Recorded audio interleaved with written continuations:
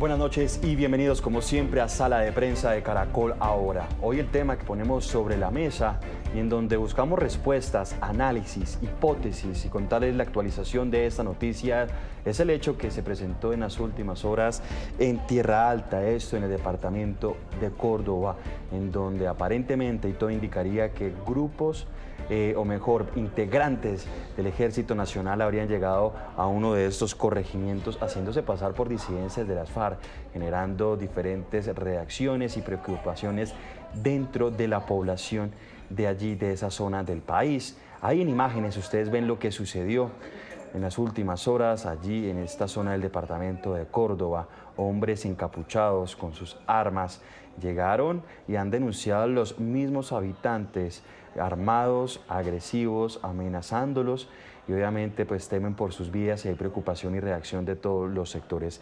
Pues ese es el tema que tenemos hoy sobre la mesa, aquí es Sala de Prensa, por eso a esta hora saludamos a nuestra compañera Daniela Morales que ha seguido al tanto esta noticia, incluso ya finalizó durante el transcurso de la tarde este Consejo de Seguridad que citó el Gobierno Nacional, también el Gobierno departamental, en cabeza del gobernador del departamento de Córdoba. Daniela, ¿qué es lo último? ¿Qué se sabe? ¿Qué pronunciamiento hubo de este Consejo de Seguridad?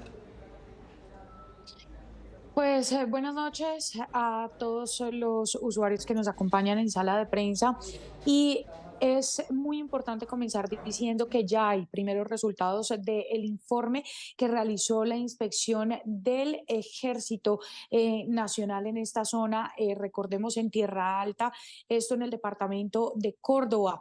Pues los primeros resultados señalan que ya habrían sido identificados el teniente, que es un oficial activo y que estaba desde el 2018 en la institución, además de eso un sargento viceprimero y un cabo, quienes hacían parte de este grupo que agredió a la comunidad en Tierra Alta, Córdoba, y que hoy pues justamente se están haciendo denuncias de violaciones de derechos humanos y que pues estas investigaciones por supuesto continúan teniendo en cuenta que las denuncias no solamente han alcanzado hechos de agresiones físicas y verbales, sino incluso también de agresiones sexuales. Pues además de esto y de los recorridos y de los informes y testimonios que allí se han recogido, pues definitivamente lo que ha determinado el ejército en primera instancia es que estos hombres que estaban allí después de todas las averiguaciones que se hicieron, es que efectivamente pertenecían al batallón número 33, esto de la brigada 11 en el departamento de Córdoba. El ejército es claro al decir que estos hombres habían sido enviados a esta zona con una misión y era ejercer labores de seguridad. Por eso también son vehementes en un comunicado en el que dicen que esto o este tipo de cosas, de acciones, no son las que se enseñan en las escuelas del ejército. Las fuerzas militares, adicional a esto, se ha sumado con un mensaje señalando que estos actos están por fuera definitivamente de la misión constitucional que tienen como militares y que son garantes justamente de proteger a la población civil. Pero más allá de eso, pues son las evidencias que salieron de estos videos recopilados durante todo el 11 de septiembre hasta este martes 12 de septiembre, que ya se conoce que no son disidentes como se creía en un principio, sino que son integrantes activos de las fuerzas militares. Y fueron elementos como, por ejemplo, los fusiles que llevaban al hombro y que son Galil Ace, una digamos, marca para que quienes nos ven hasta ahora puedan entender, exclusiva o de uso exclusivo y único de las tropas regulares del Ejército Nacional. Pero adicional a eso, hay otro elemento que fue uno de los que llamó más la atención de quienes revisaban todos estos, digamos, videos recopilados por la comunidad y es el cartucho de vida, como es conocido al interior de la fuerza pública. ¿Por qué? Porque este está marcado de un color amarillo y es justamente lo que evita que haya incidentes mientras las tropas se desplazan en operaciones y por eso es que hace parte pues únicamente también de la fuerza pública. Y finalmente, un elemento que, digamos, al final no tenía ninguna discusión y que fue lo que terminó de dilucidar este hecho, que hoy no solamente es grave, sino que empaña la imagen de las fuerzas militares y el Ejército Nacional, y fueron las coordenadas, porque después de contactar a todas las unidades territoriales para poder determinar qué unidades, cuántas estaban alrededor de la zona de Tierra Alta, específicamente de la vereda El Manso, pues logran determinar que efectivamente una de esas coordenadas coincide con el grupo que allí se encuentra y como se observan las imágenes, pues estaban estos hombres vestidos sí de camuflado, pero de ninguna manera pues llevaban algo que hiciera alusión al Ejército Nacional, camisas negras y pañoletas, algunos de ellos cubriendo su rostro. Pero otros, pues digamos, hechos que se han venido o que han agravado un poco más la situación durante toda esta mañana y tarde, es que después también de analizar los videos, por ejemplo, en uno de ellos se ve como uno de estos hombres agrede a una mujer y hace referencia a que pertenece al Frente Quinto de las FARC, que el mismo ejército reconoce pues que en esa zona ya no existe. Hasta este momento, pues la Fiscalía, la Procuraduría, la Personería, también la Defensoría del Pueblo continúan haciendo presencia en la zona de Tierra Alta, verificando no solamente los hechos, sino además de eso, como les decía al principio, otras denuncias que agravan un poco más la situación, como de abuso sexual. Daniela, pues gracias por este informe completo, una actualización de lo que sucede en esa región del país, también lo que sucedió, también en las últimas horas se conoció el comunicado que ustedes van a ver aquí en pantalla. Es un comunicado que tiene 8 conclusiones que ha dejado también este Consejo de Seguridad. Daniela, gracias por estar con nosotros. Esta, por supuesto, sigue siendo una noticia en desarrollo porque pues, las autoridades continúan en la identificación de quiénes son o fueron los militares que estuvieron en esta zona.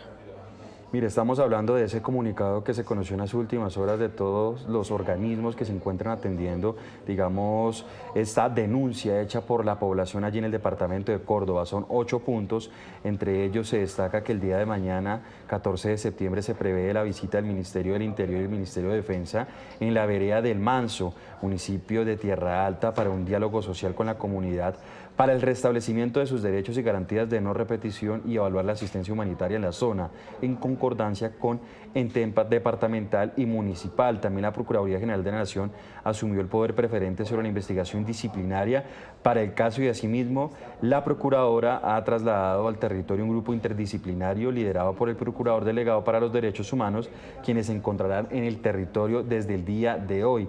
La Fiscalía también estará presente con un grupo de fiscales de derechos humanos para indagar y pues obviamente adelantar todo el tema de las investigaciones, y se espera también que se envíen más tropas y se garantice la seguridad y pues la tranquilidad de estos habitantes en la zona y en ese territorio. A esta hora también saludamos a Néstor Rosanía, experto en seguridad. Como siempre, Néstor, es un placer saludarlo. Buenas noches y bienvenido a Sala de Prensa.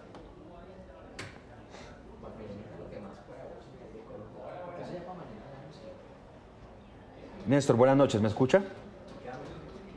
Hola, buenas noches. Un saludo para ti y para todos los televidentes. Bueno, Néstor, yo quiero que primero hablemos de las hipótesis, de lo que se puede de pronto pues medio entender, porque es algo muy complejo de lo que sucedió. ¿Cómo entender, cómo explicarle a todos los usuarios que están conectados con nosotros que un grupo de militares lleguen disfrazados de disidentes de las FARC a amenazar, a aterrorizar a los habitantes de esta vereda? Pues 3 cosas, yo creo a manera de contexto. Lo primero es que lo que levantó sospechas fue, y Daniela lo comentaba, que se hicieron pasar por el Frente Quinto de las FARC. Frente y las FARC propiamente nunca tuvieron un gran poder en esa zona. Esa zona de lo que es el sur de Córdoba siempre fue dominada por los paramilitares, fue parte de la Casa Castaño, y después el Clan del Golfo ha sido el grupo que opera ahí. Y las FARC nunca tuvieron un músculo. Después del proceso de paz desapareció por completo ese Frente Quinto, y eso fue uno de los temas que generó más sospecha. Ahora, yo creo que esto va a venir en tres fases. Lo primero, y es lo que hablaba Daniel ahorita, es identificar quiénes fueron. Eso es lo primero y en eso están en este momento. Lo segundo, y aquí ya van a comenzar las hipótesis, las preguntas. ¿Quién dio la orden?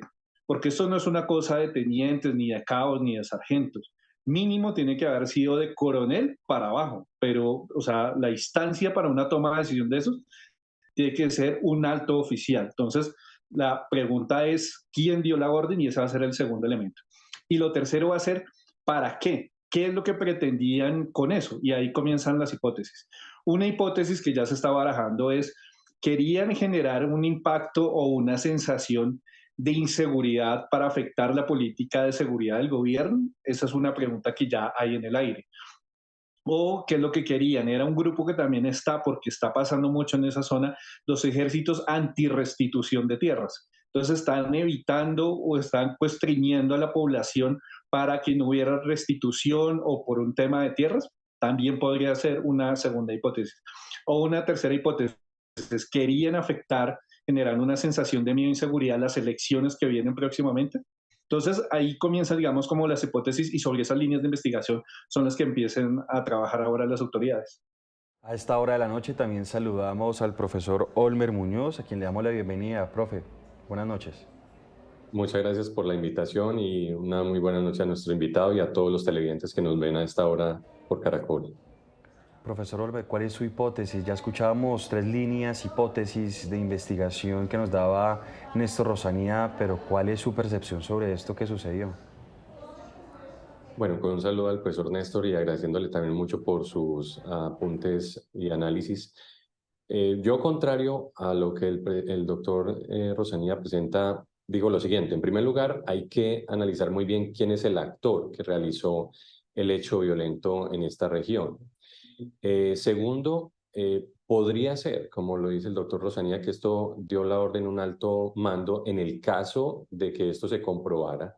Yo no creo que un coronel haya dado una orden explícita para que se movilizaran unas tropas, sobre todo en ámbitos de una operación terrestre como la que ellos hacen de estabilidad en la mayoría de los lugares del país.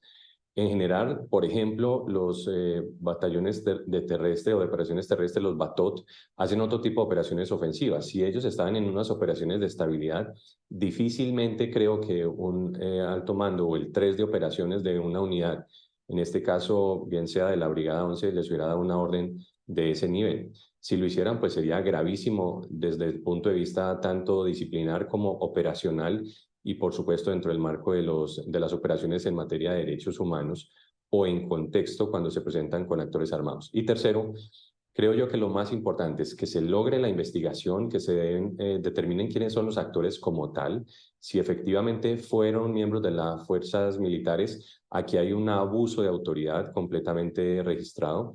No solamente hay una acción violenta contra la población, una violación a marcos de derechos humanos y, por supuesto, una extralimitación en asuntos de operaciones, porque lo más probable, les aseguro, es que eso no está dentro de un marco de una orden operacional, porque debe quedar registrado con todo el insumo de inteligencia. Entonces, yo esperaría a que las investigaciones las haga la Fiscalía, el propio Ejército. Lamentaría mucho en el caso de que las fuerzas militares hubiesen cometido ese grave error y además ese delito, y eso hay que decirlo con todas las letras, y por supuesto, en el caso de que sea así, rechazarlo de manera contundente, porque la misión de las fuerzas militares y de la policía es precisamente velar por la estabilidad y la defensa del orden nacional y proteger fundamentalmente los derechos fundamentales de todos los habitantes del país.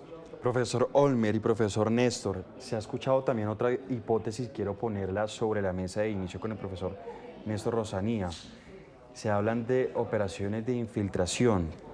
Dicen que muy probablemente iban detrás de algo porque según las denuncias que se han dado y los testimonios que se han conocido en las últimas horas de los habitantes de esta vereda, dicen que estas personas iban inicialmente por el número de cédulas de identificación y por los celulares. Dicen que les revisaron sus redes sociales, sus fotos. ¿Cómo entender eso? Porque aparente había como un objetivo principal y era identificar, obviamente, antecedentes, pero también si de pronto tenían algún tipo de vinculación con algún grupo armado o un grupo de la zona. ¿Qué tan cierta o qué tan fuerte puede ser esta hipótesis?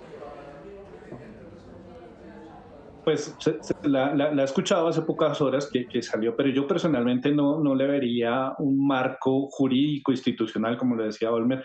Eso tiene que, digamos, la operación va enmarcada y va respaldada con información de inteligencia dentro de un marco que hay un abogado que se llama el asesor jurídico operacional y él es el que da como esas garantías en derecho para poder avanzar en términos de una operación. Si fuera una operación de inteligencia sería otra naturaleza muy diferente, no de este tipo de acción que va en contra del derecho internacional humanitario. Es una infracción al DIH lo que se ha cometido. Y pues precisamente hay un abogado dentro de las unidades militares para garantizar el cumplimiento de eso. Entonces, yo creo que no creo que es, digamos, una que está sobre la mesa, pero no le veo la fuerza, porque iría en contra, digamos, de la forma en la que se utiliza una operación y en términos de inteligencia, pues nunca se haría algo de esa manera. Entonces, no lo vería tan viable. Profesor Olmer, ¿usted cómo ve esta hipótesis? También se lo pregunto porque uno dice, oiga, ¿será que estos uniformados son tan inocentes que van a ir encapuchados, no los van a identificar, no los van a grabar? O sea, parece, si uno lo puede calificar de esta manera, que fueron ingenuos al momento de hacer este tipo de violación de derechos humanos. Pues yo creo que las fuerzas militares ya están muy avisadas en términos disciplinarios y en términos penales sobre este tipo de operaciones.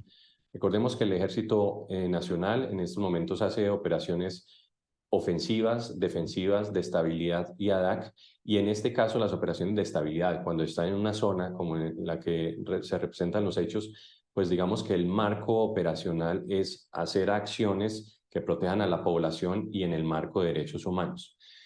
Tratar de quitarles las cédulas, revisar las redes sociales está totalmente prohibido. De hecho, recordemos que aquí las investigaciones pueden girar hacia dos puntos que son la vía disciplinaria interna que harían las fuerzas militares, que me parece correcto, y también una vía penal. Eso pues para decirle a los televidentes y a ustedes que lo han presentado muy bien, los resultados de esta investigación arrojarán quiénes son los actores reales de estos hechos. Simular una operación de este nivel, además que va contra cualquier marco operacional, no se puede hacer. Es decir, tendrían que ser totalmente ingenuos para cometer un error de esto, cuando precisamente las órdenes operacionales que hoy se emiten están tremendamente vigiladas, no solamente por el 3 de operaciones, el asesor jurídico operacional y el folio de inteligencia para poderla realizar. Que tengamos zonas de presencia de actores armados, el ejército tiene que proceder con la máxima cautela, precisamente para hacer un tipo de operación cuando fuese a hacer una operación ofensiva. No creo que lo hayan hecho para quitarle las cédulas o mirar sus redes y favorecer algún tema electoral. Creo que lo delicado aquí es identificar el actor, porque puede haber una simulación de una operación que es totalmente ilegal, no lo pueden hacer, hay una violación a derechos humanos, hay amenaza a la población civil, y fíjense ustedes, los miembros del Estado tienen una responsabilidad triple por acción, omisión o extralimitación. Así que los televidentes tienen que ser muy cautos y también los miembros de la fuerza pública, porque este tipo de acciones van en contra de su legitimidad, su disciplina y, por supuesto, su honor militar y las virtudes de un soldado. Así que es bastante grave en esa medida. Miren, ante estos hechos, vamos a ver aquí en pantalla, se ha pronunciado también las Naciones Unidas, su Oficina de Derechos Humanos en Colombia, y han dicho, condenamos presuntas violaciones de derechos humanos de integrantes del ejército en contra de población de Tierra Alta, Córdoba. Tomamos nota del comunicado del ejército y de acciones de instituciones del Estado para investigar lo ocurrido. Urgimos por protección y respeto a la población. Profesor Olmer y profesor Néstor, quiero invitarlos a que escuchemos uno de los testimonios. Durante el transcurso del día tuvimos la oportunidad de hablar con varias de las personas que estuvieron en ese momento de angustia, en ese momento en el que llegan estos hombres encapuchados y armados. Uno de ellos es el representante legal de estos habitantes, quien nos narró lo que sucedió ese día durante el transcurso de la mañana. Escuchémoslo. Y me llama algo mucho la atención que decía ahorita Eduardo Dagoberto, y es que no es la primera vez que se presenta y que incluso tienen videos de otros hechos que se han presentado en los últimos días. ¿A qué hace referencia Eduardo? Sí, esto prácticamente es un desplazamiento interno. Antes de ayer llegó el ejército como tal, a intimidarnos ahí a la comunidad, nos golpearon, nos tiraron al suelo, por ahí 2 horas y media, 3 horas y media. Cuando se iban a ir, me llevaron a mí como escudo y a otro profesor, por ahí a 2 horas, por ahí a 2 hectáreas de la comunidad, y nos tiraron al suelo y nos dijeron que si levantamos la cabeza nos iban a dar un tiro, que podíamos levantarnos por ahí en términos de media hora. Si nos levantamos ahí antes de la media hora, posiblemente nos iban a matar. Y de todas maneras, a nosotros pues sentimos miedo, porque como que el ejército va a venir con una cosa de esa a la comunidad, expropiando el campesino, a nosotros los civiles. No me parece justo eso. ¿Qué pasó después? La comunidad los enfrenta, demuestra pues obviamente este malestar, se da a conocer públicamente estos videos. ¿Ya se encuentran las autoridades allí en la zona con ustedes? ¿Ya han hablado con ustedes? ¿Qué pasa a esta hora a los alrededores donde usted se encuentra? Y vinieron otras personas de ellos mismos que estuvieron el día antes ahí agrediéndonos. Entonces, cogiendo informes de la comunidad, de la gente, los nombres para llevarse. Entonces la comunidad le dijo, bueno, pero ¿qué informe, qué nombre le vamos a dar si ya ayer se los llevaron? Porque el día de la agresión nos cogieron los nombres, datos completos, número de cédula y se los llevaron. Sí. Y de todas maneras nosotros sentimos miedo. Escuchábamos algunas de las declaraciones de este hombre, habitante allí de la zona. Hablan de acoso sexual y abuso sexual contra una mujer. Mira esto, desplazamiento interno, que eso también pues preocupa y llama la atención. Hubo retenciones, algunos de ellos y los diferenciaron del grupo y dicen que fueron pues agredidos, violentados.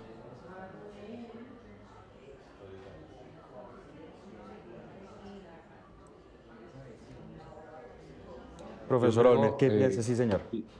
Quisiera decirles pues, a todos los televidentes que en estas circunstancias, sobre todo con el relato de una de las víctimas, hay que hacer un análisis muy juicioso de todos los hechos. En primer lugar, identificar el actor. Si el actor es un actor estatal, es gravísimo el comportamiento, tanto disciplinario como en materia penal. Si es un actor no estatal, también es un hecho violatorio a los marcos de derechos humanos y de derecho internacional humanitario. Por lo tanto, desde mi punto de vista, lo que hay que hacer al máximo posible en cualquier tipo de operaciones es preservar a la población civil. Yo, que he sido profesor de derechos humanos, de derecho internacional humanitario y derecho operacional, siempre les recalco mucho a los soldados que el principio básico de acción en cualquier área operacional es el respeto a los derechos fundamentales y derechos humanos de la población. Entonces yo creo que las víctimas tienen también su derecho a pronunciarse y a presentar los hechos y las denuncias respectivas.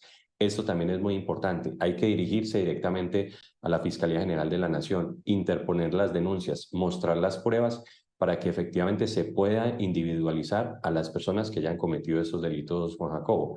Porque ese es el llamado a la población para que tenga su capacidad también no solamente de defenderse jurídicamente y que el Estado responda si hubo una extralimitación de sus funcionarios, cosa como repito es disciplinada y efectivamente les costaría no solamente su carrera, su honor militar, sino también una sanción del orden penal que sería bastante alta. Sin duda, profesor Olmer, lo voy a invitar a que escuchemos otro de los relatos. En esta oportunidad es un profesor de la zona, incluso aparece en los videos que intentó mediar con estos hombres armados, porque la mayor preocupación no solamente del docente, del profesor, sino de los padres, es que había niños menores de edad, niños de brazos, niños que lloraban y estaban asustados. Esto fue lo que nos contó.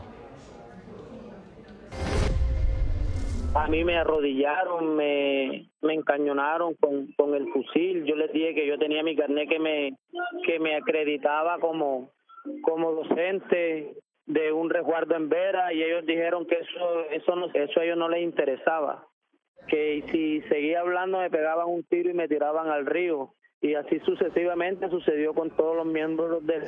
Mario, es que precisamente yo quiero preguntarle sobre eso, porque ya hablamos obviamente de las mujeres que también fueron víctimas de este hecho, ustedes, los campesinos, los habitantes, los hombres también, pero en los videos veíamos muchos niños, incluso muchos de ellos llorando, angustiados. ¿Qué dicen hoy en día? ¿Qué les han podido expresar a ustedes, a la comunidad, a usted como profesor? ¿Tienen miedo? ¿Cómo se encuentran ellos? Bueno, mire, en estos momentos la comunidad está en una incertidumbre. Están todos concentrados en la comunidad Bocas del Manso en un desplazamiento interno. Hay varias comunidades, los niños están traumatizados porque ahí hubieron disparos de fusil.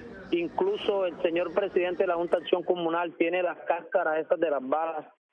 En el video, el que sale hablando con un buzo azul y señalándole la escuela es mi persona, donde yo les decía que habían niños pequeños, niños de colegio y que están traumatizados. Entonces es algo bastante duro para las comunidades, bastante atemorizante, porque no se sabe qué va a pasar con nosotros en esa zona tan olvidada por parte del gobierno estatal y todas las entidades públicas.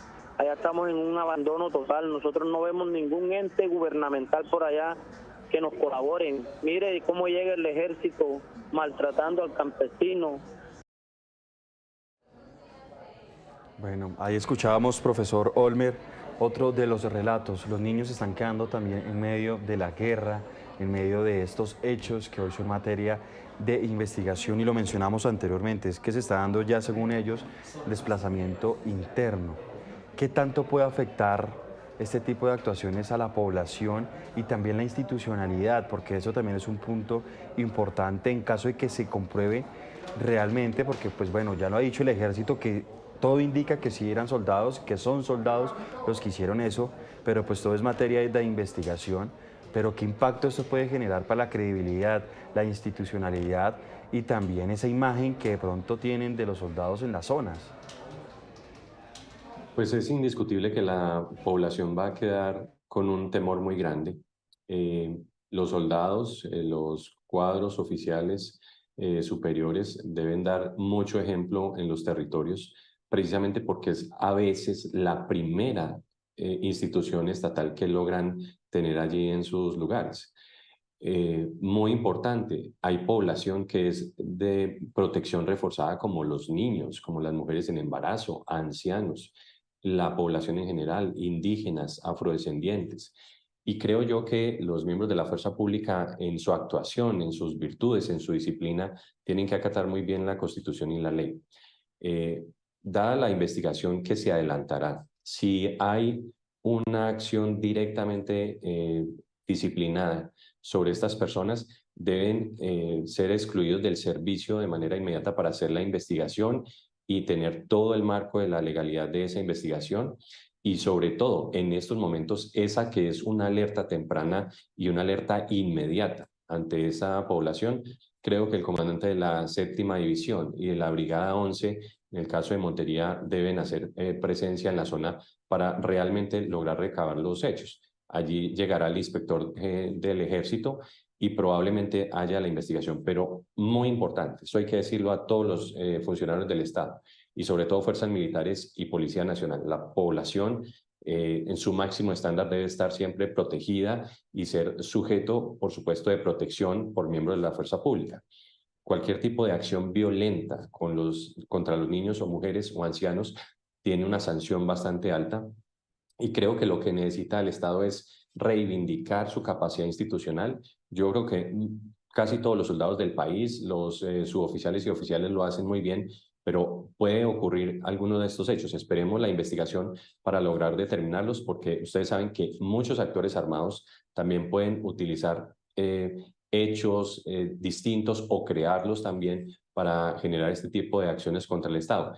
Pero, insisto, si son los actores estatales, miembros de las fuerzas militares que hayan cometido este hecho, es gravísimo y hay que hacer la investigación pertinente, tanto disciplinaria como penal.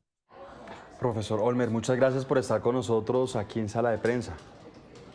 No, a ustedes muchas gracias por la invitación y a todos los televidentes una feliz noche. También agradecemos la presencia del profesor Néstor Rosanía. Por problemas de conectividad no podemos entablar nuevamente la conversación con él, y también agradecerles a ustedes por estar conectados con Sala de Prensa de Caracol Ahora. Continúen con toda nuestra programación. Feliz noche.